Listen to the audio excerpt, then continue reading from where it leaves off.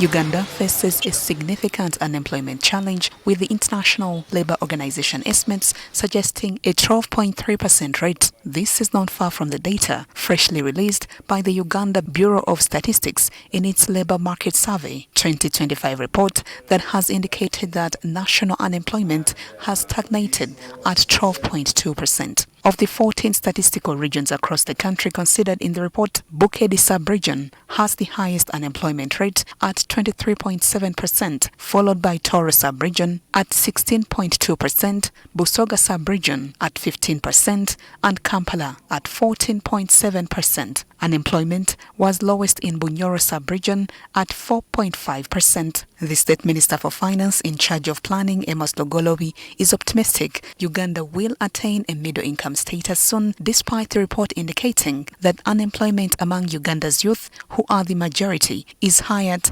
18%, soaring in Bukedde region at 37%, followed by Teso region at 33% and Kampala at 18.6%.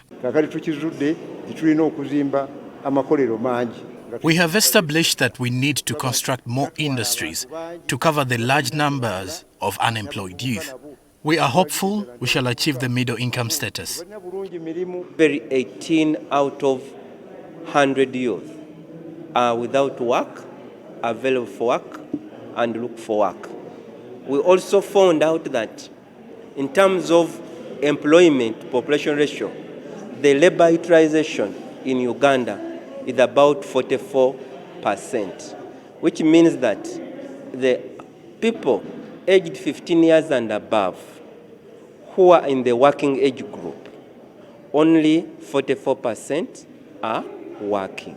The report indicated that most available job vacancies in the formal sector are in services, following high resignation cases from work at over 50,600 of the target population, high above job vacancies availed after retirement, which were below 1,800. Responding to these concerns, Agri Kibenge, the Permanent Secretary for the Gender Ministry, called for intensified nationwide inspection of workplaces to address push factors.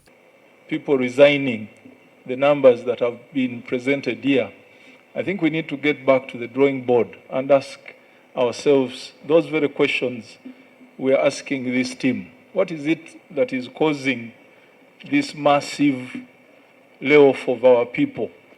The workplaces are not being inspected. Are we ensuring that the workplaces are inclusive and therefore attract people in there and they stay in there? Meanwhile, drama ensued during dissemination of the Labour Market Survey report findings when the State Minister for Finance in charge of planning, Amos Logolobi, challenged UBOS officials on data about people employed in the agriculture sector vis-a-vis what he said is on ground. In fact, when you come to agriculture, you would find a least number of employees, and that does not seem to correlate with the reality we see on the ground. I would expect, just as a layman, to see more informal employees in the agricultural sector.